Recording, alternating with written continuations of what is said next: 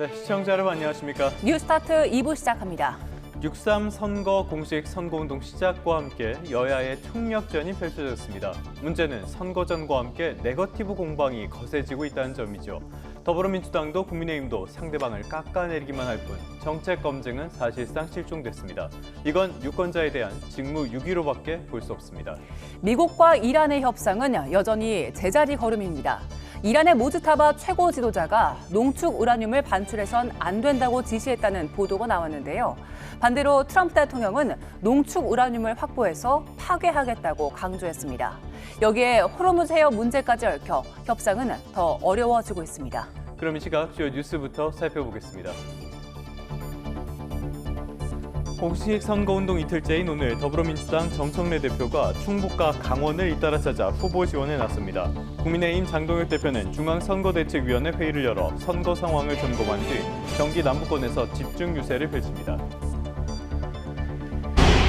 총파업을 유보한 삼성전자 노조가 오늘부터 오늘 27일까지 임금협약 잠정 합의안 찬반 투표를 진행합니다.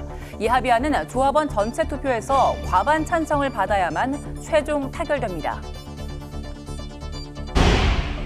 트럼프 대통령이 이란의 고농축 우라늄을 확보해 파괴하겠다는 입장을 밝혔습니다. 하지만 이란은 여전히 맞서고 있어 막바지 단계에 이르렀다는 종전 협상 과정에 난항이 예상됩니다.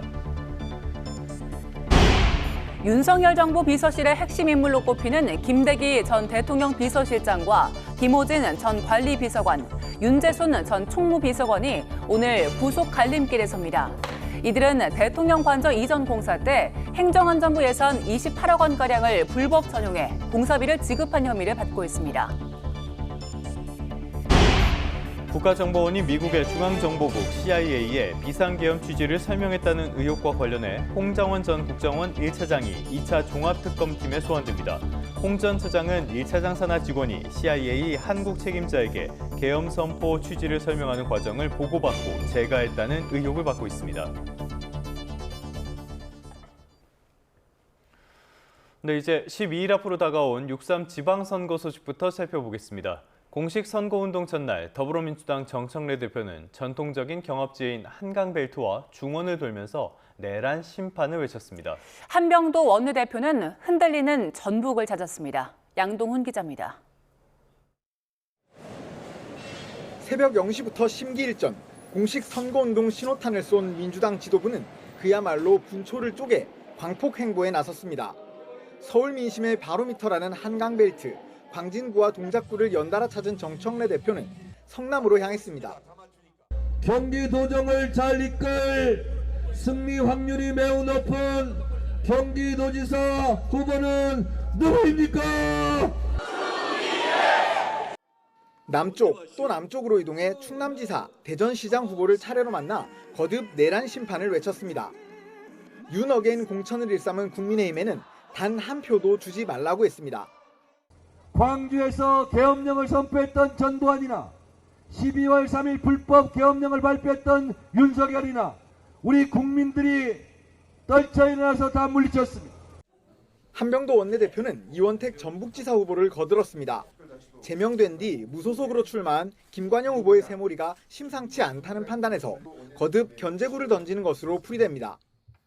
도청과 청와대 국회에서 경험과 실력을 두루 쌓아온 민주당 이원택 후보만이 정부와 원팀으로 공약을 현실화할 수 있다고 자신합니다. 고공행진하는 이재명 대통령 지지도를 등에 업은 민주당은 지방선거 대승을 노리고 있습니다. 격전지인 수도권과 충청권 승리는 필수고 험지 영남권에서의 선전, 텃밭 전북 사수까지 남은 13일, 과제는 만만치 않습니다. YTN 양동훈입니다. 제1야당의 투톱은 각각 중원과 부산을 찾아 무당층 잡기 총력전에 돌입했습니다. 국민의힘이 많이 부족했다면서도 대통령의 셀프 죄 지우기와 부동산 지옥, 또 세금 폭탄만은 막아야 하지 않겠느냐며 심판론을 호소했습니다. 부장원 기자입니다. 13일간의 열전, 국민의힘 장동혁 대표는 고향이자 민심의 바로미터 충청에서 서막을 올렸습니다. 당 색깔 빨간 잠바 차림으로 대전과 공주, 아산 골목골목을 종횡무진 누비고 넙죽 큰절도 올리며 효심을 두드렸습니다. 공주 유세 중 민주당 정청래 대표를 마주치자 환성을 유도하며 신경전에 나선 장 대표는 아니 누가 일로 지나가라 했어? 우리 연설하고 있는데 굳이 일로 지나가가지고. 트럭이 마이크를 잡고는 한층 더 거칠게 이재명 대통령과 여당을 향한 공세를 퍼부었습니다. 기본적으로 전과 4범쯤은 돼야 선거 출마할 수 있어요, 여러분. 오만하고 뻔뻔한 민주당, 이번에 제대로 여러분들께서 심판해 주셔야 되지 않겠습니까, 여러분? 투톱의 다른 축 송원석 원내대표는 대국민 기자회견으로 신호탄을 쐈습니다.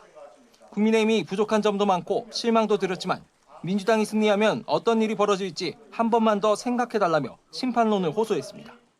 대통령 범죄 없애기 특검을 본격적으로 추진할 것입니다. 이것만은 막아야 되지 않겠습니까?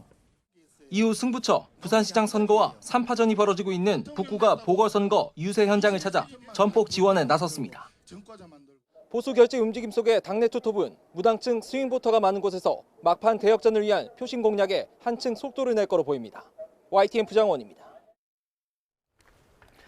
거센 빗줄기 속에서도 서울시장 후보들 역시 결전에 돌입했습니다. 더불어민주당 정원호 후보는 무책임 행정을 정조준했고 국민의힘 오세훈 후보는 정부의 부동산 심판론으로 맞불을 놨습니다. 권준수 기자의 보도입니다. 비가 내리는 궂은 날씨 속에서도 율동과 연호가 거리를 가득 메웁니다. 공식 선거운동 첫날 민주당 정원호 후보는 자신의 정치적 고향 성동구에서 출정식을 열고 새몰이에 나섰습니다.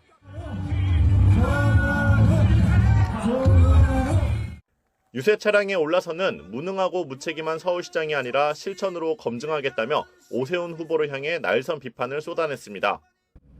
전임 시장 탓하고 있습니다.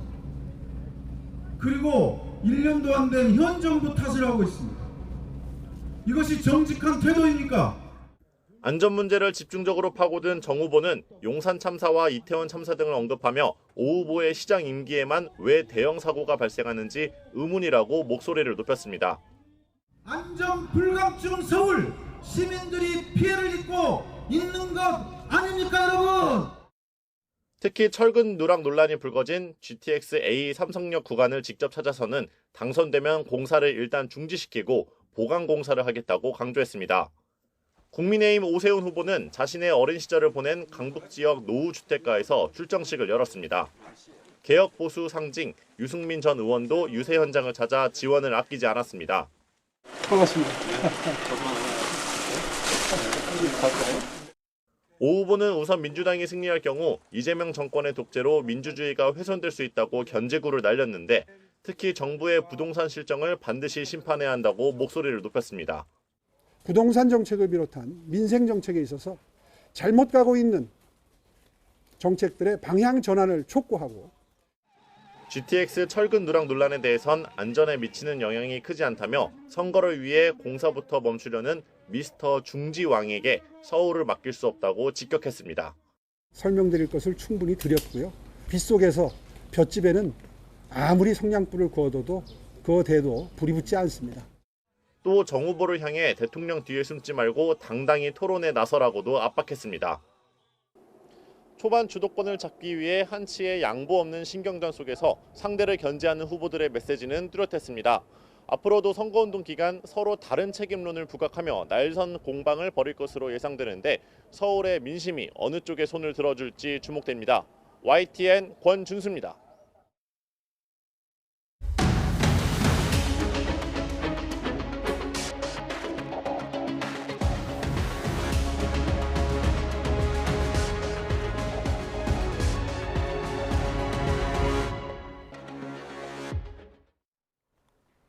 네, 이번에는 미국과 이란의 전쟁 상황도 살펴보겠습니다. 종전협상의 최대 쟁점인 고농축 우라늄과 호르무즈 해협 통제를 두고 좀처럼 접점을 찾지 못하는 중입니다.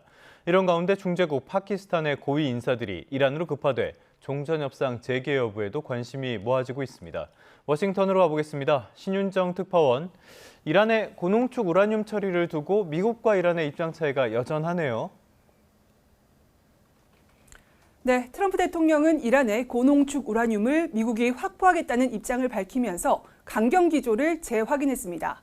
트럼프 대통령은 백악관 행사에서 이란이 고농축 우라늄을 계속 보유할 수 있느냐는 질문을 받고 안 된다라며 미국으로 가져올 뜻을 밝혔는데요. 트럼프 대통령 발언 먼저 들어보겠습니다. We will get it. We don't need it. We don't want it. We'll probably destroy it after we get it, but we're not going to let them have it. 트럼프 대통령은 지금 이란과 협상 중이지만 어떤 방식으로든 이란은 핵무기를 갖지 못하게 될 거라고 강조했습니다. 이에 앞서 이란 최고 지도자 모즈타바 하메네이는 농축 우라늄을 해외로 반출하지 말 것을 지시했다는 소식이 전해졌습니다. 로이터 통신 보도에 따르면 이란 고위 소식통들은 최고 지도자의 지시와 체제 내부의 합의는 농축 우라늄이 이란 밖으로 나가선 안 된다는 거라고 전했습니다. 이어 이란 수뇌부는 농축 우라늄을 해외로 반출하면 향후 미국, 이스라엘의 공격에 이란이 더 취약해질 수 있다고 믿는다고 덧붙였습니다. 조금 전 전해진 소식에서 이란 측은 미국과 이견이 좁혀졌다면서도 우라늄 농축과 호르무즈 해협 통제권은 여전히 쟁점이라고 밝혔습니다. 이란은 60% 농도의 농축 우라늄 440kg을 보유하고 있는데 이를 어떻게 처리할지를 놓고 이견이 다시 드러난 만큼 협상 과정에서 난항이 예상됩니다. 또 다른 쟁점인 호르무즈 해협 개방과 관련해서도 미국은 이란이 추진하는 호르무즈 해협 통행료 징수에 대해서 수용 불가 입장을 다시 천명했습니다. 트럼프 대통령은 호르무즈 해협은 국제 수로인 만큼 통행료 부과 금지 입장을 밝혔고 마코 루비오 국무장관은 그런 방안을 추진한다면 외교적 합의는 불가능해질 것이라고 강조했습니다. 네, 이렇게 양측이 팽팽하게 맞서고 있는데요. 물밑에서는 종전협상을 다시 시작하기 위한 움직임도 있는 것 같아요. 진척 상황이 있습니까? 네, 종전협상 핵심 인사인 아심 무니르 파키스탄군 총사령관이 곧 테헤란에 도착한다고 타스님 뉴스 등 이란 매체들이 보도했는데요. 파키스탄 내무장관에 이어 고위급 인사가 잇따라 이란을 방문하면서 한 달 넘게 교착됐던 협상이 재개될 수 있다는 전망이 나오고 있습니다. 루비오 장관 역시 파키스탄 측이 오늘 테헤란으로 이동할 예정인 것으로 알고 있다면서 상황을 더 진전시키는 계기가 되길 바란다고 말했는데요. 루비오 장관 발언 잠시 들어보겠습니다. There's some good signs, but we understand I don't want to be overly optimistic as well. So let's see what happens over the next few days. 루비오 장관은 트럼프 대통령은 좋은 합의를 늘 선호하지만 다른 선택지도 있다는 점을 분명히 해왔다며 이란을 향한 압박 메시지도 냈습니다. 트럼프 대통령은 전날 이란과의 협상이 최종 단계에 와 있다고 말했고 오늘은 전쟁이 매우 곧 끝날 것이라고 말했습니다. 미국 인터넷 매체 악시오스는 전날 미국과 이란이 종전을 공식 선언하고 30일간 핵 문제와 호르무즈 개방 등을 논의한다는 의향서를 중재국들이 준비하고 있다고 전하기도 했습니다. 다만 이런 소식을 트럼프 대통령으로부터 전해들은 이스라엘 네타냐후 총리는 추가 군사작전을 해야 한다는 입장을 고수하는 것으로 전해지면서 종전 협상의 변수가 될 것으로 보입니다. 지금까지 워싱턴에서 YTN 신윤정입니다. 네, 조금 전에 들어온 소식 하나 살펴보겠습니다. 트럼프 대통령이 폴란드에 병력 5,000명을 추가로 보내겠다고 밝혔다는 내용인데요. 자신의 SNS죠, 트루스 소셜에다가 공개적으로 지지했던 카롤 나브로츠키가 폴란드 대통령에 당선이 됐다면서 이 관계를 바탕으로 폴란드에 5,000명의 병력을 파병한다라고 설명을 했습니다. 자, 이 관련된 내용은 들어온 대로 더 자세히 전해드리도록 하겠습니다. 다음 소식입니다. 미국의 정보당국이 이란의 군사력 재건이 예상보다 빠르다고 평가했습니다. 특히 드론 역량은 6개월 안에 완전히 복구될 것으로 관측했는데요. 또 이란이 휴전을 틈타서 호르무즈 해협 통제권을 제도화하려는 움직임에 속도를 내고 있다는 미 연구소의 분석도 나왔습니다. 박영진 기자의 보도입니다. 이란은 휴전 기간을 전력 강화의 기회로 삼았다고 공언해왔습니다. اگر مجددا دشمن دچار خطای محاسباتی بشه و دست به تجاوزی علیه کشور ما بزنه حتما با گزینه‌های غافلگیر کننده دیگری مواجه خواهد. 실제로 이란이 휴전 기간 드론 생산을 일부 재개했으며 군사력 재건이 예상보다 빠르게 진행되고 있다고 미국 CNN이 정보당국을 인용해 보도했습니다. 소식통들은 이란이 미국과 이스라엘의 공습으로 파괴된 미사일 기지와 핵심 무기 체계 생산 능력 등을 빠른 속도로 복구하고 있다고 전했습니다. 특히 이란이 약화한 미사일 능력을 보완할 드론 역량을 빠르면 6개월 안에 완전히 복구할 것으로 미 정보당국은 추정했습니다. 미국 전쟁연구소는 또 이란이 휴전을 틈타 호르무즈 해협에 대한 통제권 제도화에도 속도를 내고 있다고 분석했습니다. 이란은 페르시아만 해협청을 통해 통제 해역을 설정하고 호르무즈를 통과하는 모든 선박은 사전 승인을 받아야 한다고 선포했습니다. 물론 트럼프 행정부는 호르무즈 통행료 보관은 절대 불가라는 입장입니다. No one in the world is in favor of a tolling system. It can't happen. It would be unacceptable. It would make a diplomatic deal unfeasible if they were to continue to pursue that. 하지만 호르무즈에서 이란의 통제권을 완전히 무너뜨리는 것도 현실적으로 쉽지 않은 상황. And unfortunately, it's not going to change. And if the U.S. will try to change this situation, then eventually the Iranians will attack them and escalation will be actually inevitable. 결국 이란은 종전 협상과 휴전 국면을 활용해 호르무즈 통제 체계 강화와 군사력 재건을 병행하며 전략적 영향력 확대를 꾀하고 있다는 분석입니다. YTN 박영진입니다. 김 장관 산업통상부 장관이 화상회의를 통해 아랍에미리트 바라카 원전과 현지에서 일하는 한국인 직원들의 안전 현황을 점검했습니다. 김 장관은 어제 UAE 에너지인프라부 수하일 모하메드 알 마즈루이 장관과 화상회의를 열고 최근에 드론 공격으로 피해를 입은 바라카 원전 인근 송전 설비의 복구 현황을 점검했습니다. 또 바라카 원전에서 근무하는 한국인 직원의 안전 강화 방안도 논의했습니다. 김 장관은 UAE 정부가 현지에 체류하는 한국인 직원과 가족의 안전을 위해 노력하는 데에 대해서 감사의 뜻을 나타냈고요. 한국 정부도 피해 시설 복구가 차질 없이 이루어지도록 적극 지원하겠다고 밝혔습니다. 이스라엘이 가자 지구 9호 선박에 타고 있던 우리 국민을 다른 나라 활동가들과 달리 구금하지 않고 즉각 추방했습니다. 이재명 대통령이 국무회의에서 강도 높게 이스라엘을 비판한 것과도 관련이 있어 보이는데요. 양국 모두 일단 진화에 나선 분위기도 감지됩니다. 홍선기 기자입니다. 이스라엘 군에 납포된 가자 지구 9호 선박에 탔던 한국인 활동가 2명이 구금시설로 가지 않고 석방됐습니다. 이재명 대통령이 국무회의에서 이스라엘의 체포 행위를 공개적으로 강도 높게 비판한 지 하루 만입니다. 국제형사재판소에서 어쨌든 전범으로 지금 인정돼가 체포영장 발부돼 있는 거 아닙니까? 정부는 다른 나라 활동가 대부분이 구금시설로 옮겨진 것과는 다른 처우라며 환영 입장을 내놨습니다. 이스라엘에서도 이 대통령의 네타냐후 전범 발언에 대한 입장 없이 이번 일로 양국 관계에 영향이 없기를 바란다는 입장까지 전해왔습니다. 이스라엘 측은 이번 사안으로 한 이스라엘 관계가 영향을 받지 않고 더욱 발전하기를 희망한다 밝혔습니다. 다만 정부는 이스라엘이 언급한 이번 사안이 한국인 구금인지 아니면 이 대통령의 전범 발언인지는 구체적으로 설명하지 않았습니다. 이스라엘의 이번 대응은 지난달 이 대통령이 SNS에 동영상과 함께 이스라엘군의 반인권적 행위 의혹을 제기했을 때와는 다릅니다. 당시에는 이스라엘 외무부도 이 대통령 발언을 강력하게 규탄했던 것과 달리 이번에는 양국 모두 진화에 나선 모습입니다. ICC 관련 사항은 국제사회에서 공개적으로 논의된 바 있는 쟁점 하나를 지적을 한 것입니다. 이스라엘과 관련돼서는 필요한 외교적 소통을 하고 있습니다. 다만 주한 이스라엘 대사관은 이재명 대통령 발언에 대한 언급 없이 가자지구 9호 선단은 인도주의적 성격이 아니고 자신들의 해상 봉쇄는 정당하다는 입장을 내놨습니다. YTN 홍성기입니다.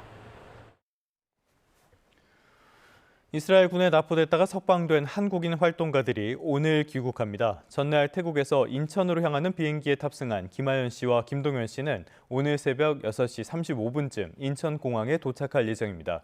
앞서 이들은 텔아비브로 이송된 뒤 현지 시간으로 지난 20일 태국 방콕행 비행기를 타고 귀국길에 올랐습니다. 5월 22일 금요일 오늘의 주요 일정 살펴봅니다. 공식 선거운동 이틀째인데요. 더불어민주당 정청래 대표는 충북과 강원을 잇따라 찾아 후보 지원에 나섭니다. 정 대표는 오전에 이장섭 충북 청주시장 후보 선거사무소에서 중앙선대위 회의를 주재한 뒤 신용한 충북지사 후보와 맹점섭 충주시장 후보 지원 유세를 진행합니다. 또 오후에는 강원도로 이동해 우상호 강원지사 후보와 김중남 강릉시장, 이정학 동해시장과 이정훈 삼척시장 후보 유세 현장을 방문해 지지를 호소할 계획입니다. 국민의힘 장동혁 대표는 경기 남부권에서 집중 유세를 펼칩니다. 장 대표는 오늘 오후 경기 안양과 수원을 차례로 방문해 지원 유세를 한 뒤 저녁에는 안산으로 이동해 유권자들을 만나 지지를 호소할 계획입니다. 오전에는 여의도 당사에서 중앙선거대책위원회 회의를 열고 선거 상황도 점검할 방침입니다. 삼성전자 노조는 오늘 오후 2시부터 임금협약 잠정합의안 찬반 투표를 진행합니다. 노조 규약에 따라 삼성전자 노사의 임금교섭 잠정합의안은 조합원 전체 투표에서 과반 찬성을 받아야만 최종 타결될 수 있습니다. 정부가 오늘부터 적용되는 6차 석유 최고 가격을 국제유가 등락 상황과 민생 안정을 고려해 또 동결했습니다. 이에 따라 최고 가격은 리터당 휘발유 1,934원, 경유가 1,923원, 등유는 1,530원으로 기존과 동일하게 유지됩니다. 국가정보원이 미국 중앙정보국 CIA의 비상계엄 취지를 설명했다는 의혹과 관련해 2차 종합특별검사팀이 홍정원 전 국정원 1차장을 소환합니다. 특검은 비상계엄 당시 1차장 산하 해외 담당 부서 직원이 CIA 한국 책임자를 국정원으로 불러 계엄 선포 취지를 설명했다는 의혹을 수사하고 있습니다. 관저일 전 공사 특혜 의혹으로 2차 종합특검의 수사를 받고 있는 윤석열 정부 비서실 핵심 인물들이 구속 갈림길에 섭니다. 이들은 지난 2022년 대통령 관저 이전 공사 당시 행정안전부 예산 28억 원가량을 불법 전용해 무자격 업체인 21g의 공사비를 지급한 혐의를 받고 있습니다. 지금까지 오늘의 주요 일정이었습니다. 네, 다음 소식입니다. 내란 특검에 의해서 기소된 조태용 전 국가정보원장이 1심에서 징역 1년 6개월을 선고받았습니다. 1심 재판부는 계엄 문건과 관련해 위증한 혐의만 유죄로 봤고요. 국회의 계엄 미보고 같은 대부분의 혐의는 무죄로 판단했습니다. 안동준 기자입니다. 국회 계엄 미보고 등 혐의로 기소된 조태용 전 국정원장이 1심에서 징역 1년 6개월을 선고받았습니다. 재판부는 조 전 원장이 계엄 관련 문건과 관련해 국회에 허위 답변서를 제출하고 헌법재판소에서 같은 취지로 위증한 혐의만 유죄로 인정했습니다. 다만 직무유기와 국정원법 위반 등 핵심 혐의는 모두 무죄로 판단했습니다.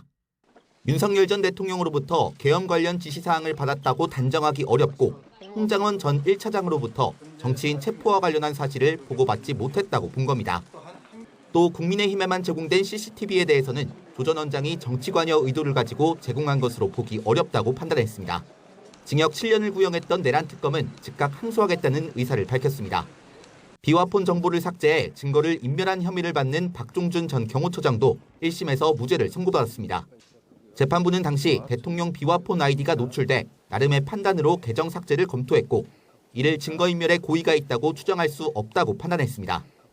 통일교 청탁 의혹으로 1심에서 징역 6년을 선고받았던 건진법사 전성배 씨는 항소심에서 징역 5년으로 감형됐습니다. 재판부는 전 씨가 김건희 씨에게 금품을 전달한 사실을 인정하고 돌려받아 보관 중인 금품을 이미 제출한 점 등이 감면 사유에 해당한다고 봤습니다. YTN 안동준입니다. 내란을 선전한 혐의를 받는 이은우 전 한국정책방송원 KTV 원장이 구속을 면했습니다. 첫 신병 확보 시도가 실패하면서 2차 종합특검의 수사 역량도 시험대에 오르게 됐습니다. 이준엽 기자입니다. 종합특검이 청구한 이은우 전 KTV 원장의 구속영장이 기각됐습니다. 재판부는 내란 선전죄 성립 여부에 다툼의 여지가 있고 재판 중 사건 진행 상황에 비춰보면 도망가거나 증거를 없앨 우려가 있다고 보기도 어렵다고 이유를 설명했습니다. 이 전 원장은 재작년 12월 3일 비상계엄 직후부터 열흘 동안 계엄과 포고령을 비롯한 내란의 정당성을 주장하는 뉴스를 반복 보도한 혐의를 받습니다. 계엄을 비판하거나 저지하는 뉴스는 반대로 차단하고 삭제한 것으로 조사됐습니다. 심사에서 어떤 점 위주로 소명해 주셨을까요? 특별히 제가 이 자리에서 말씀드리는 게 적절치 않을 것 같습니다. 이번 구속영장 청구는 특검 출범 82일 만에 이뤄진 첫 신병 확보 시도였습니다. 출범 이후 석 달 가까이 구속이나 기소 실적이 없어 빈손이라는 지적을 받아왔습니다. 권창영 특검은 인력이 부족해 효율적으로 운영하기 위한 방침을 세운 거라는 취지의 담화문으로 내부 구성원들을 다독이기도 했습니다. 실적 압박에 시도한 첫 신병 확보라는 시선도 적지 않았지만 법원의 문턱을 넘지 못하면서 특검의 체면만 구기게 됐습니다. 국민들을 상대로 내란을 계속 선전한 이런 행위에 대해서는 엄벌에 처할 필요가 있다고 생각합니다. 특검은 하루 차이로 관저 이전 의혹과 관련해 김대기 전 대통령실 비서실장과 윤재순 전 대통령실 총무비서관, 김호진 전 대통령실 관리비서관의 구속심사를 마주하게 됩니다. 첫 단추부터 어긋난 상황에서 이들 세 사람의 구속영장마저 기각될 경우 특검 수사 동력은 타격이 불가피할 전망입니다. YTN 이순엽입니다. 2차 종합특검팀이 윤 전 대통령에게 다음 달 6일 국가안보실 계엄 정당화 메시지와 관련해 조사를 받으라고 통보했습니다. 이어 13일에는 군형법상 반란 혐의 피의자 신분으로 출석할 것을 요구했는데요. 윤 전 대통령 측은 두 차례 모두 소환에 응하겠다는 입장을 밝혔습니다. 윤 전 대통령은 비상계엄 선포 당시에 병기를 휴대한 군인들을 국회와 중앙선거관리위원회에 보내 폭동을 일으킨 혐의를 받고 있습니다. 또 미국 같은 우방국에 비상계엄 정당성을 설명하는 메시지를 전달하도록 지시한 혐의도 받고 있습니다. 5.18 민주화운동 모욕 논란이 불거진 스타벅스 탱크데이 이벤트 파장이 점점 커지고 있습니다.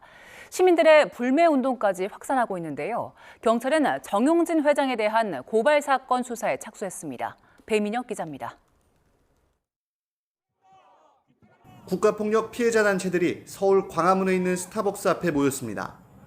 단체는 스타벅스가 탱크데이 이벤트로 민주주의를 위해 헌신한 희생자들을 조롱했다며 정용진 신세계그룹 회장의 사퇴를 촉구했습니다. 국가의 거대한 폭력의 상징으로 다가왔던 탱크를 하필이면 5.18에 띄운 것은 아무리 생각해도 의도적인. SNS에서는 불매운동에 불이 붙었습니다. 카드를 자르거나 텀블러를 부수는 사진과 함께 스타벅스는 끝장났다거나 집에 있는 제품을 다 없앴다는 내용의 게시글이 잇따르고 있습니다. 딱 그 날짜에 맞춰서 그런 홍보물을 올렸다는 게 너무 괘씸했어요. 저는 오늘 스타벅스 앱이랑 지우고 환불도 했어요. 원래는 좀 가까워서 자주 이용했는데 역사 속에서 좀 가슴 아픈 일인데 그런 논란으로 돼서 좀 유감스럽게 생각합니다. 조금 한 번 더 고민하게 되는 문제인 것 같아요. 탱크데이, 책상의 탁 등의 문구를 사용한 점이 모욕에 해당한다는 고발장 접수도 잇따랐습니다. 스타벅스 탱크데이 논란이 끊이지 않는 가운데 정용진 회장에 대한 경찰 수사도 본격화하고 있습니다. 경찰은 서울 강남경찰서와 광주 남부경찰서에 접수된 정용진 신세계그룹 회장과 손정현 스타벅스 코리아 전 대표에 대한 모욕, 명예훼손 혐의 고발 사건을 서울경찰청에서 병합해 수사하기로 했습니다. 이벤트 기획과 승인 과정에서 5.18 관련 인물을 비하하려는 의도가 있었는지가 쟁점이 될 전망입니다. YTN 배민혁입니다. 이재명 대통령은 국가폭력범죄를 미화하거나 피해자들을 모욕하는 행위는 모든 수단을 동원해 강력하게 응징하겠다는 뜻을 밝혔습니다. 특히 이대 범죄의 공소시효를 배제하는 입법 조치를 매듭 지어달라고 정치권에 요청했습니다. 강진원 기자의 보도입니다. 스타벅스 코리아의 5.18 탱크데이 이벤트 등을 강하게 질타했던 이재명 대통령이 공개석상에서 국가폭력 범죄에 대한 경고장을 또 날렸습니다. 이를 미화하거나 피해자들을 모욕하는 행위는 좌시하지 않겠다는 방침을 거듭 천명했습니다. 5.18 북한군 개입설 같은 악의적인 가짜뉴스, 국가폭력 범죄를 미화하거나 그 피해자들을 모욕하는 행위에 대해서는 가용한 모든 수단을 총동원해서 강력하게 응징해야 합니다. 국가폭력은 주권자가 위임한 권한으로 국민의 인권과 생명을 짓밟는 반인륜적, 반사회적 중대범죄란 이유를 들었습니다. 독버섯을 반드시 뿌리 뽑아야 한다는 표현까지 써가며 최근 잇따라 발생한 피해자 조롱 행위를 정조준했습니다. 정치권을 향해선 국가폭력 범죄의 형사 책임을 끝까지 묻고 피해 또한 배상할 수 있도록 법률 보완을 주문했습니다. 국가폭력 범죄에 대해서는 공소시효 그리고 민사상 손해배상 청구 소멸시효를 원천적으로 배제하는 입법 조치를 조속하게 매듭지어야 되겠습니다. 앞서 지난 2024년 12월 이런 내용이 담긴 반인권적 국가범죄 시효에 관한 특례법은 당시 야당이었던 민주당 주도로 국회를 통과했지만 제2요구권, 즉 거부권의 벽에 막혔습니다. 반인권적 국가범죄의 시효 등에 관한 특례법 제정안은 위헌성이 있는 요소들을 국회에서 보완해달라는 요청이며 그런데 지금은 제2요구권을 가진 이 대통령이 공개적으로 찬성 의견을 밝힌 만큼 그때와는 상황이 다릅니다. 여당인 더불어민주당이 과반 의석을 차지한 국회에서 같은 내용의 법안이 다시 넘어온다면 현실화할 가능성이 크다는 의미입니다. 이 대통령은 국가 차원의 배상 체계를 빠르게 정비하고 국가폭력 가담자들에 대한 서훈 취소도 서둘러달라고 지시했습니다. YTN 강준원입니다. 지난해 10월 고 김창민 감독을 폭행해 숨지게 한 혐의를 받는 가해자들이 재판에 넘겨졌습니다. 검찰은 보완 수사를 통해 기존에 적용됐던 상해치사 혐의를 살인 혐의로 변경했습니다. 최승훈 기자의 보도입니다.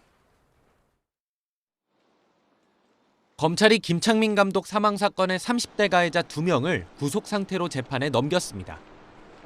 지난해 10월 식당에서 김 감독과 소음 문제로 다툼을 벌이다 여러 차례 때려 숨지게 한 혐의입니다. 살해하려 폭행한 겁니까? 10차례 이상 폭행한 것이 인정합니까? 앞서 경찰은 이들을 상해치사 혐의로 송치했지만 검찰은 보완 수사를 거쳐 살인죄로 변경했습니다. 휴대전화 포렌식 결과 피해자를 죽여야겠다는 생각밖에 없었다는 등의 대화 내용이 추가로 발견된 겁니다. 또 반복적이고 강한 외력이 가해져 발생한 뇌손상으로 고인이 사망했다는 의학 소견도 받아 살해 고의성을 입증할 만한 증거를 확보했다는 게 검찰 설명입니다. 시민위원회 11명도 만장일치로 죄명 변경에 찬성한 것으로 전해졌습니다. 피고인들에게는 중증 발달 장애가 있는 아들 앞에서 고인을 폭행해 정서적으로 학대한 혐의도 추가로 적용됐습니다. 검찰은 고인 아들의 후견인 지정에 대한 비용을 지급하는 등 경제적 지원도 해나가겠다는 방침입니다. YTN 최승훈입니다. 비의료인의 문신 시술을 무면허 의료 행위로 보고 처벌해온 대법원 판례가 34년 만에 변경됐습니다. 대법원은 현실과 동떨어진 법 해석으로 국민의 개성 표현과 행복 추구를 제한해선 안 된다고 밝혔습니다. 임예진 기자의 보도입니다. 의료인이 아닌 사람의 문신 시술이 무면허 의료 행위에 해당하지 않는다는 대법원 판단이 나왔습니다. 대법원 전원 합의체는 두피 문신과 서화 문신을 시행해 의료법 위반 혐의로 기소된 피고인들에게 벌금형을 선고한 원심 판결을 깨고 무죄 취지로 파기환송했습니다. 통상적인 미용 문신 행위는 구의료법 제27조 제1항의 무면허 의료 행위에 해당하지 않는다는 것이 대법원의 일치된 의견입니다. 그동안 법원은 1992년 판례에 따라 문신 시술을 의료 행위로 보고 비의료인의 시술을 엄격히 처벌해왔는데 34년 만에 판단을 바꾼 겁니다. 재판부는 의료인에게만 문신 시술을 허용하는 건 현실과 동떨어진 규제라며 변화된 시대를 법 해석에 반영해야 한다고 판례 변경 이유를 설명했습니다. 특히 시술자의 직업 선택의 자유는 물론 문신 시술을 받으려는 사람의 표현의 자유와 행복 추구권 등 헌법상 기본권을 최대한 보장해야 한다고 강조했습니다. 그러면서 통상적인 문신 시술은 질병 예방이나 치료와 직접 관련이 없어 의학적 전문 지식과 경험이 반드시 요구되는 건 아니라고도 짚었습니다. 내년 10월부터 비의료인의 문신 시술을 허용하는 문신사법이 시행될 예정인 만큼 문신 문화를 합법의 영역으로 끌어안기 위한 발판을 마련한 셈입니다. 다만 대법원은 시술자의 과실로 상해를 입히는 등의 행위는 형사처벌을 받을 수 있고 국민의 건강권 보호를 위한 규제 도입의 가능성을 전면 부인하는 건 아니라고 덧붙였습니다. YTN 임혜진입니다. 오늘은 날이 개면서 낮 동안은 다소 덥겠습니다. 서울과 대전 한낮 기온이 26도까지 오르면서 예년 수준을 회복하겠고요. 그 밖의 지역에서도 어제보다 3에서 7도가량 기온이 높아지겠습니다. 쾌청한 하늘 아래 자외선도 무척 강하겠습니다. 하지만 제주도에는 비가 조금 오겠고요. 전남 북서부에는 오후 한때 소나기가 지나는 곳이 있겠습니다. 자세한 지역별 현재 기온도 살펴보겠습니다. 이 시각 서울의 기온이 15.3도, 부산은 17.2도로 어제와 비슷하거나 조금 낮게 출발하고 있는데요. 한낮 기온은 서울이 26도, 광주 25도, 부산은 22도가 예상됩니다. 주말인 내일은 영남 해안과 제주도에 비가 오겠고 수도권과 충남에는 빗방울이 떨어지겠습니다. 이후 남은 연휴 기간에는 대체로 맑은 가운데 기온도 크게 오를 전망입니다. 날씨였습니다.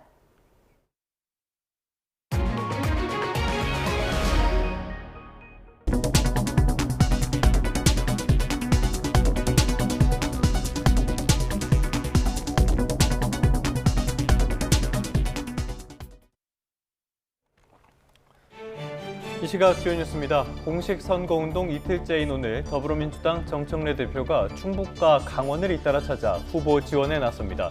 국민의힘 장동혁 대표는 중앙선거대책위원회 회의를 열어 선거 상황을 점검한 뒤 경기 남부권에서 집중 유세를 펼칩니다. 총파업을 유보한 삼성전자 노조가 오늘부터 오는 27일까지 임금협약 잠정 합의안 찬반 투표를 진행합니다. 이 합의안은 조합원 전체 투표에서 과반 찬성을 받아야만 최종 타결됩니다. 트럼프 대통령이 이란에 고농축 우라늄을 확보해 파괴하겠다는 입장을 밝혔습니다. 하지만 이란은 여전히 맞서고 있어 막바지 단계에 이르렀다는 종전 협상 과정에 난항이 예상됩니다. 윤석열 정부 비서실의 핵심 인물로 꼽히는 김대기 전 대통령 비서실장과 김호진 전 관리비서관, 윤재순 전 총무비서관이 오늘 구속 갈림길에 섭니다. 이들은 대통령 관저 이전 공사 때 행정안전부 예산 28억 원가량을 불법 전용해 공사비를 지급한 혐의를 받고 있습니다. 네, 다시 주요 뉴스부터 살펴보겠습니다.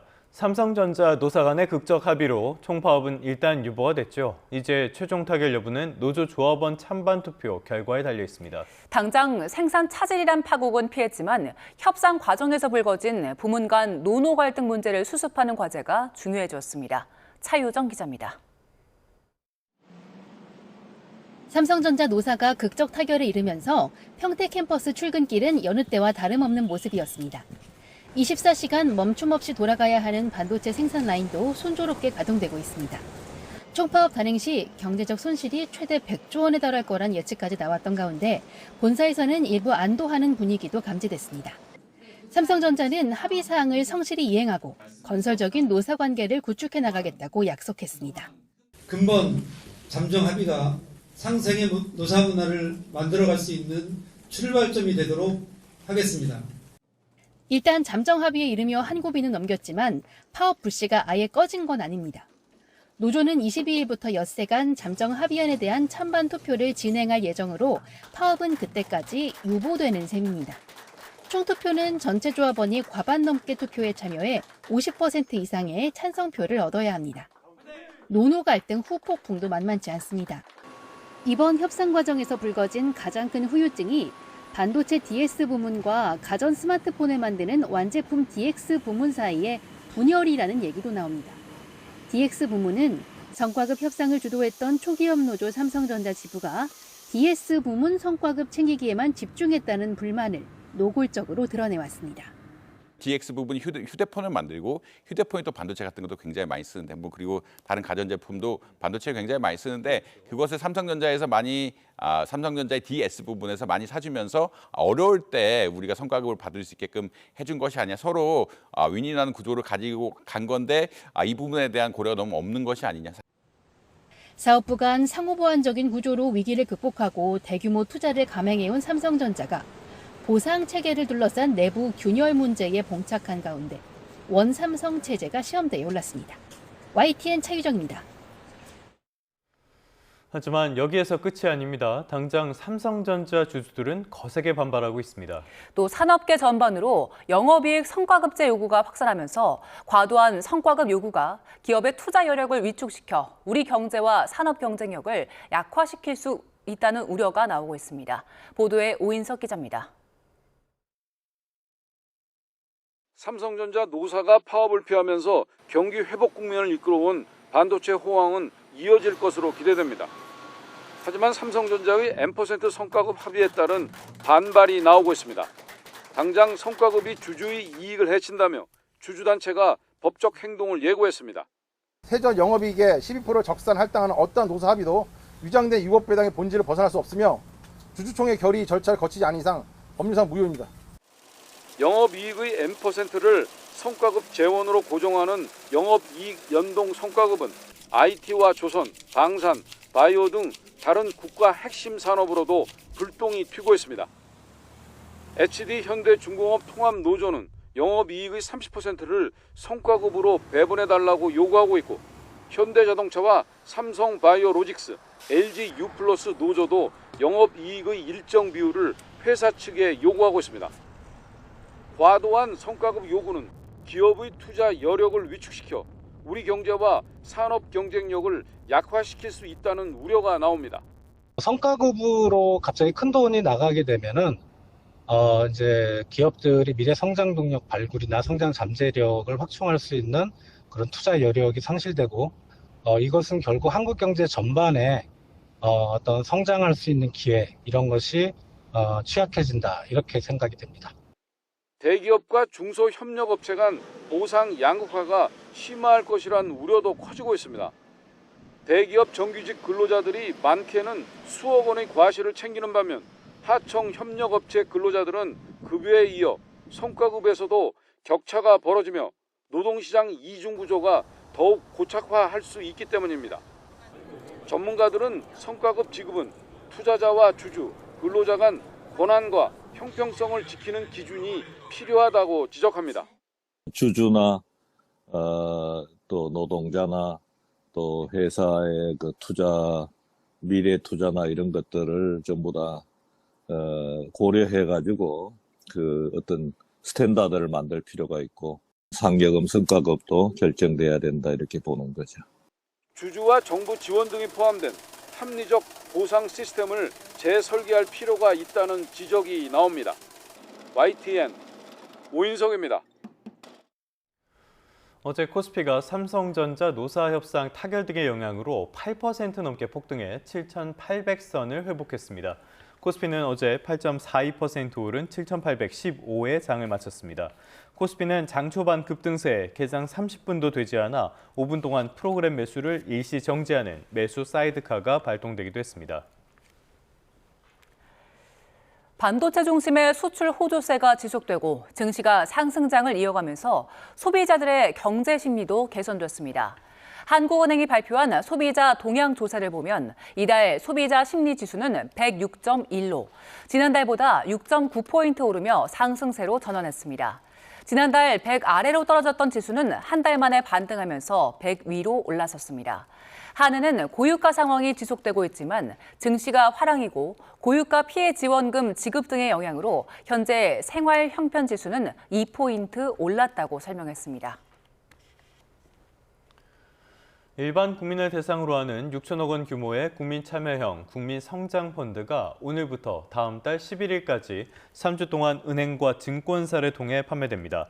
국민성장펀드는 국민자금 6천억 원과 정부 재정 1,200억 원을 모아 모펀드를 만들고 자펀드 10개에 분산 투자하는 구조인데요. 주 투자 대상은 AI와 바이오, 반도체 등 12대 첨단 전략산업 기업입니다. 금융위원회는 국민자금은 선순위로 재정 1,200억 원과 자펀드 운용사의 시딩 투자액을 후순위로 둬서 자펀드에서 손실이 나면 정부 재정 등 후순위 출자분이 먼저 손실을 부담한다고 설명했습니다.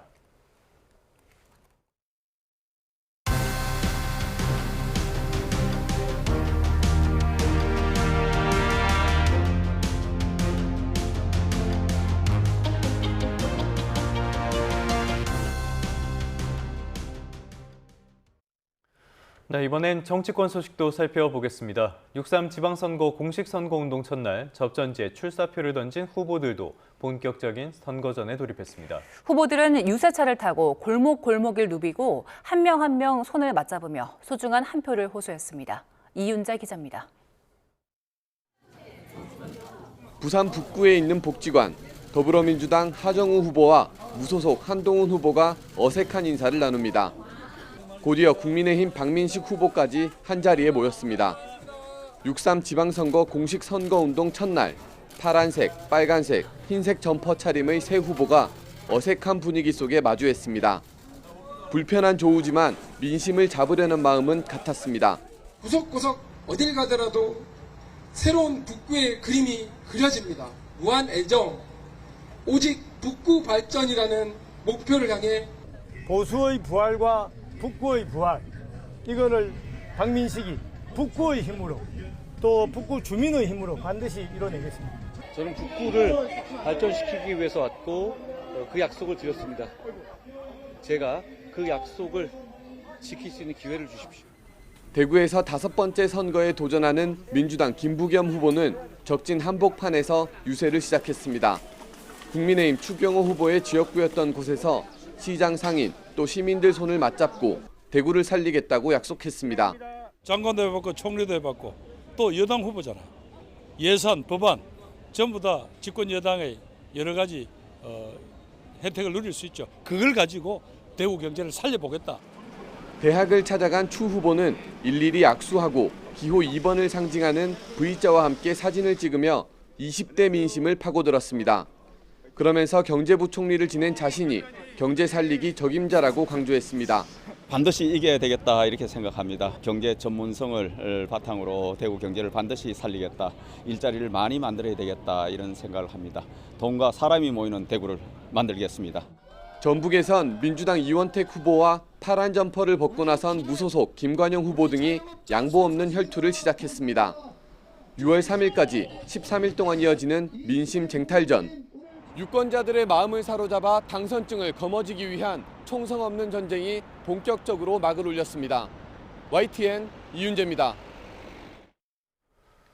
6월 재보궐선거에 이른바 핫플레이스인 경기 평택을과 부산 북갑을 중심으로 단일화의 시계가 빠르게 돌아가고 있습니다.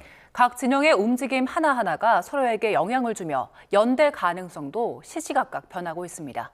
임성재 기자의 보도입니다. 민주당 김용남, 조국혁신당 조국 후보가 공식 선거운동 첫날 나란히 경기 평택을 출정식을 열었습니다. 자랑스러운 이재명 대통령을 배출한 집권 여당이죠. 우리의 힘을 보여줍시다. 제가 다시 국회에 등원하면 민주개혁 진영의 연대와 통합을 위해 바로 행동에 나설 것입니다. 민주당 후보를 뽑아달라, 정당보다는 인물을 봐달라, 진보 진영 적통 경쟁을 이어가고 있는 겁니다.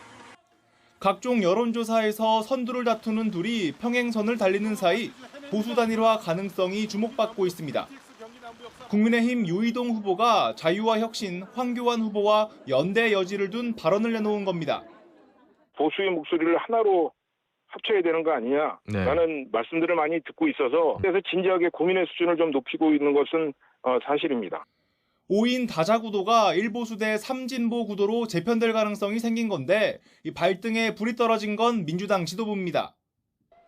친문을 중심으로 한 올드민주당을 등에 업은 조국 후보와 이재명 대통령이 직접 영입한 김용남 후보 사이에서 이 갈팡질팡 묘한 흐름이 이어지고 있습니다. 또 다른 핫플레이스 부산 북갑 3파전은 새 국면을 맞았습니다.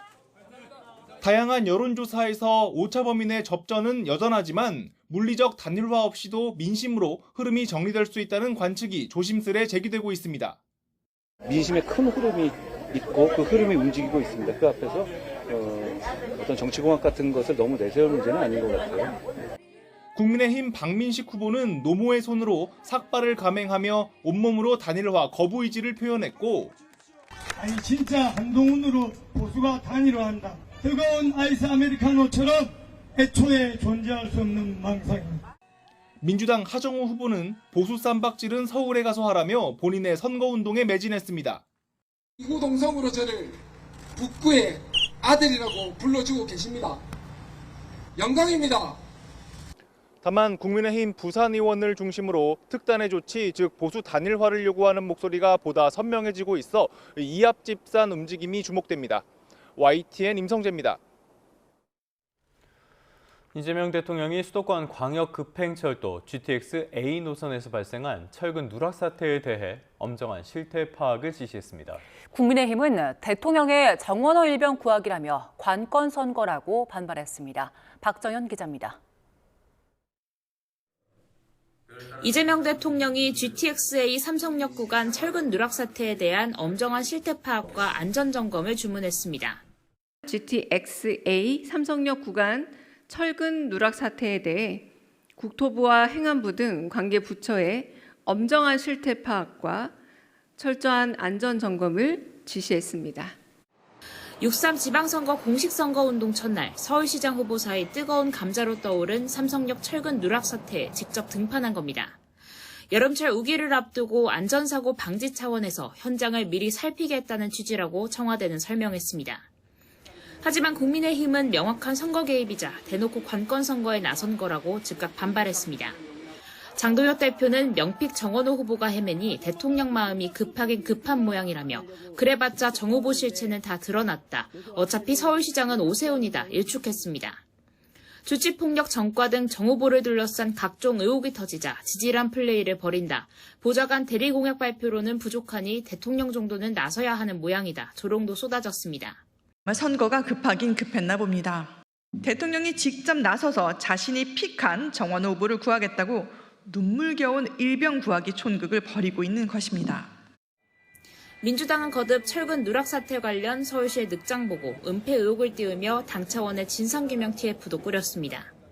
2줄짜리 내용을 적어놓고 은폐를 시도한 오세훈 서울시의 행정이야말로 시민의 안전을 담보로 한 시한폭탄입니다. 이번 지방선거 최대 승부처 서울이니만큼 진영 간 선거 대리전도 갈수록 가열되고 있습니다. 네거티브 전쟁으로 인한 유권자 피로감도 동반 상승하고 있는 건 경계할 대목입니다. YTN 박정현입니다. 강원도의 한 기초자치단체 체육회장이 직원들을 상대로 현직 시장 후보 지지를 유도하면서 상대 후보를 노골적으로 비난한 것으로 드러났습니다.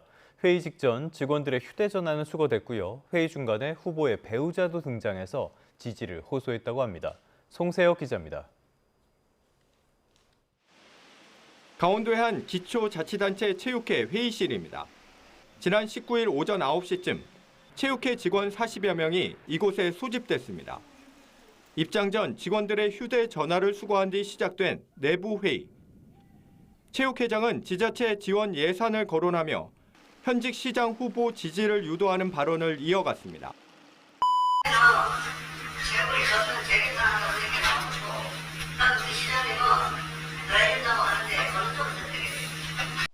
선거 결과에 따라 직원 처우가 달라질 수 있다는 발언도 했습니다.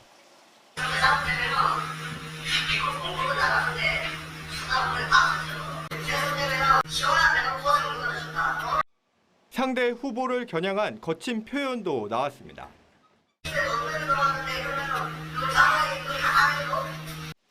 회의 중간에는 시장 후보 배우자가 시도의원 후보자와 함께 등장했습니다.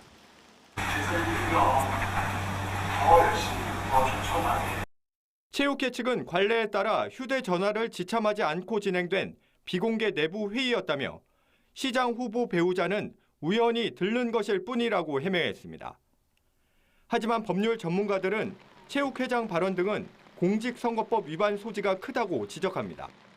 선거운동 기간 전에 어떤 특정 후보를 지지하거나 아니면 특정 후보를 낙선케 하는 이런 발언들을 하는 것은 공직선거법 위반의 소지가 더 크기 때문에 YTN은 녹음 파일을 선거관리위원회에 전달했으며 선관위는 선거법 위반 여부 조사에 착수했습니다. YTN 송세혁입니다.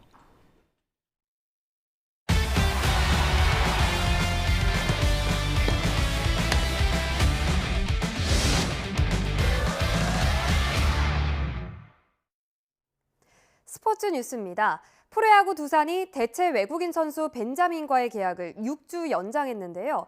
벤자민은 계약 연장이 발표된 날 선발로 등판해서 8이닝 무실점 역투로 팀의 4연승을 이끌었습니다. 프로야구 소식 허재원 기자가 보도합니다. 어깨 부상 중인 플렉센의 부상 대체 선수 벤자민은 6주간 계약이 연장됐다는 기분 좋은 소식과 함께 선발 마운드에 올랐습니다. 1회부터 4회까지 매이닝 선두 타자에게 출루를 허용했지만 빼어난 위기관리 능력으로 NC 타선을 잠재웠습니다. 2회 박건우, 3회 김한별, 4회 이우석, 5회 김영준을 연달아 병살타로 잡아내며 4이닝 연속 병살타로 위기를 벗어났습니다. 삼진은 단 1개만 잡았지만 6회와 7회에는 6명의 타자를 모두 손쉽게 맞춰 잡는 등 단 78개의 공으로 8회까지 무실점 역투를 펼쳤습니다. 구단과 계약을 연장한 날 눈부신 호투로 보답한 벤자민을 앞세워 두산은 4연승을 달렸습니다.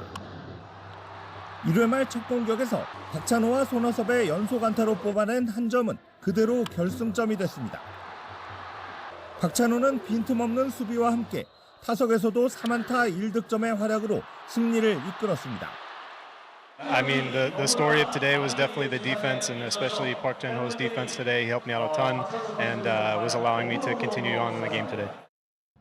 키움 김건희가 원아웃 만루 기회에서 비거리 130m짜리 대형 만루 홈런을 터뜨립니다. 기선을 제압한 김건희의 한 방과 선발 알칸타라의 8이닝 무실점 호투를 앞세운 키움은 올 시즌 첫 4연승을 달리며 중위권 도약을 바라보게 됐습니다. 공동선두팀의 맞대결이 펼쳐진 포항에서는 맏형 최영우의 3안타 3타점 활약을 앞세운 삼성이 KT를 꺾고 단독 선두로 올라섰습니다. YTN 허재원입니다. 미국 솔트레이크시티 사전 캠프에 도착한 축구 대표팀 선수들이 고지대 적응 훈련에 본격적으로 돌입했습니다. 초반이라 개인차가 있긴 한데 고지대 사전 적응에는 최소한 2주 정도가 걸립니다. 이대건 기자입니다. 멕시코 과달라하라와 비슷한 해발 1,410m에 있는 축구 대표팀 사전 캠프. 현재 먼저 도착한 선수들이 첫 고지대 적응 훈련에 나섭니다. 아직 시차 적응도 되지 않은 터라 몸부터 풀고 가볍게 뛰는 저강도 훈련에 주로 집중합니다. 패스와 슈팅을 하면서 조금씩 수위를 끌어올립니다. 초반부터 차이를 느끼는 선수들이 있는가 하면 힘든데요.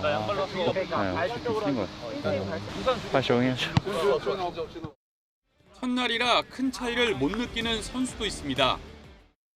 첫날이라 모르겠는데 아직은 잘. 그 심하진 않아요.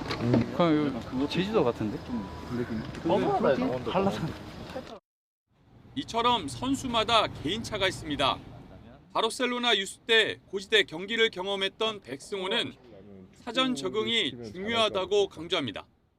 뭐 엄청 숨차고 금방 힘든 건 있었죠.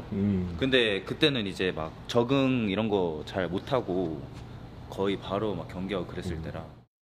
고지대에서 뛰면 어지럼증과 구토, 수면 부족이 나타날 수 있고 땀 배출량이 늘어나 탈수로도 이어질 수 있습니다. 사전 적응에 필요한 기간은 보통 2주 정도. 홍명보가 멕시코 입성을 앞두고 미국 솔트레이크 시티의 사전 캠프를 2주 이상 운영하는 이유입니다. YTN 이다원입니다. 다음 소식입니다. 칸 영화제는 세계적인 영화 축제로 불리지만 시민보다는 영화 관계자와 취재진 중심으로 운영됩니다. 칸에 사는 시민들은 이 칸 영화제를 어떻게 바라보고 있을까요? 현지에서 김승환 기자가 들어봤습니다. 카페를 운영하는 이 이탈리아 출신 남성은 칸에 산 지 어느덧 15년이 됐습니다. 영화제 기간엔 평소보다 매출이 40% 이상 오르는 데다 다양한 나라 사람들을 만날 수 있어 1년 중 가장 활기찬 시기라고 말합니다. Mais par rapport à les années passées, la chiffre d'affaires a toujours monté. Même pour le festival, parce que moi j'ai des habitués du festival qui chaque année ils reviennent vers moi. Non, tout va bien, la vie est magnifique. 깐 해변 바로 앞 크레페 가게에서 2개월째 일하는 벨기에 남성 역시 영화제 기간 매출이 2배 이상 뛰었다고 입을 모읍니다. 이 기간 도시 전체 소비가 급증하면서 영화제 특수를 체감하고 있는 겁니다. On voit vraiment la différence du chiffre d'affaires. On voit qu'il y a beaucoup de touristes et beaucoup d'arrivées avec le festival et ça nous aide beaucoup à faire du chiffre à cette période de l'année. 깐시는 지난해 기준 영화제 기간 칸 인구의 3배에 달하는 20만 명이 찾았고 지역 경제 효과는 2억 유로, 우리 돈 약 3,500억 원에 달한다고 밝혔습니다. Moi je trouve que c'est un moment merveilleux. C'est pas tous les jours qu'on peut vivre une chose comme ça. Et du coup, ça permet genre de décompresser et tout. Et puis même, on fait la chasse des célébrités un peu. 이 기간 도시 기능이 사실상 영화제 중심으로 재편되면서 불편함을 호소하는 시민들도 적지 않습니다. 경찰 통제로 걸어다니기 쉽지 않은 데다 한꺼번에 많은 사람이 몰리다 보니 대중교통 이용도 어렵기 때문입니다. Mais je pense plutôt entre les roues, le bouchon avec le conduction. Donc le transport public, c'était une horreur entre le Festival de Cannes. 다만 작은 도시가 영화제를 통해 활력을 얻는 만큼 불편하더라도 이 시기만큼은 받아들일 수 있다는 반응도 나옵니다. Quelques places pour voir des films. Mais comme il faut aller à la mairie, il faut rester 1 heure à faire la queue, sous le soleil. Ça, c'est pas possible. Moi, j'aime. Moi, franchement, j'aime.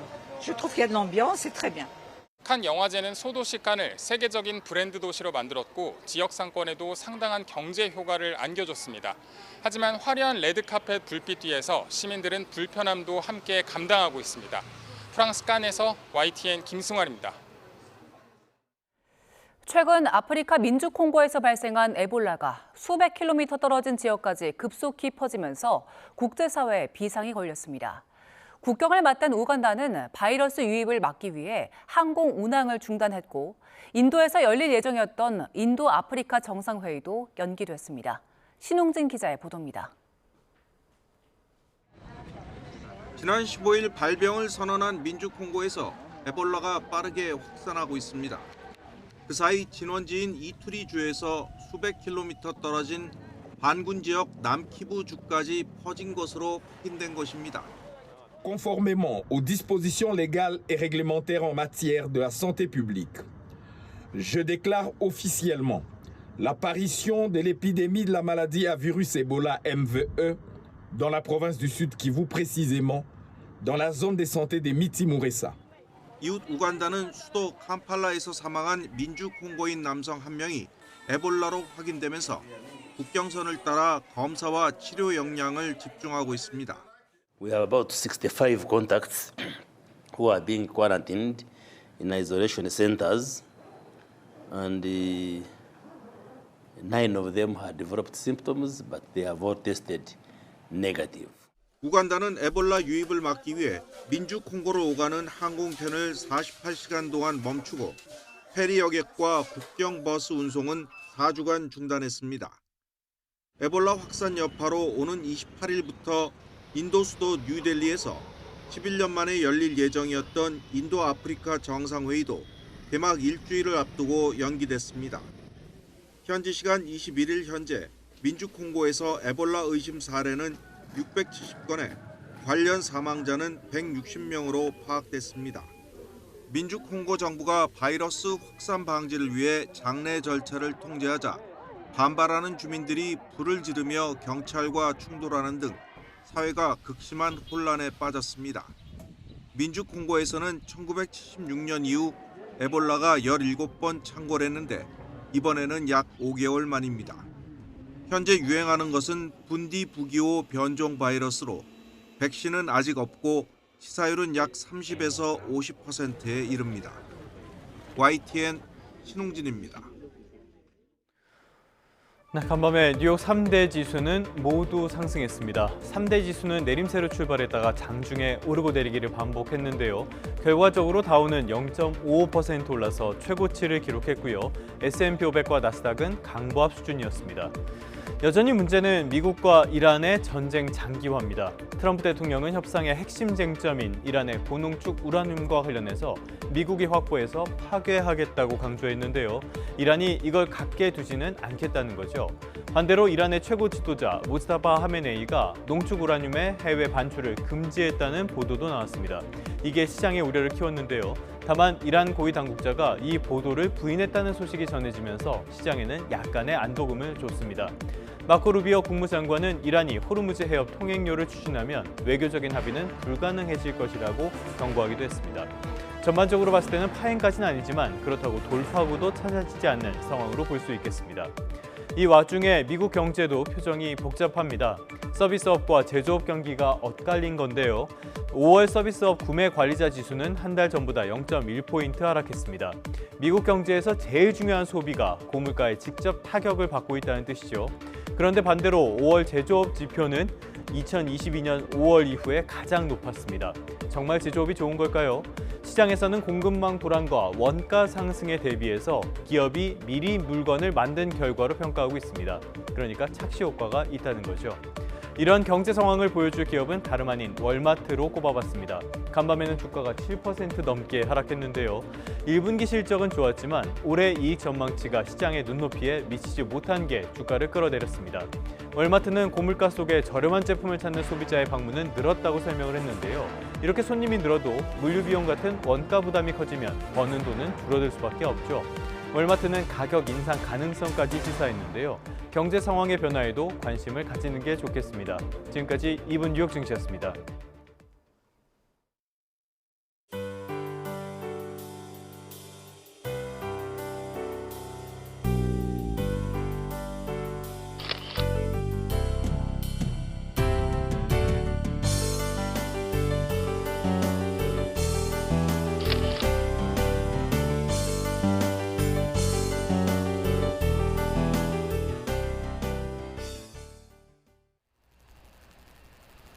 어제 비구름이 지는 뒤로 오늘은 쾌청한 하늘 아래 초여름 날씨가 나타나겠습니다. 이 시각 서울의 기온은 15도 안팎 보이면서 선선함이 감돌고 있는데요.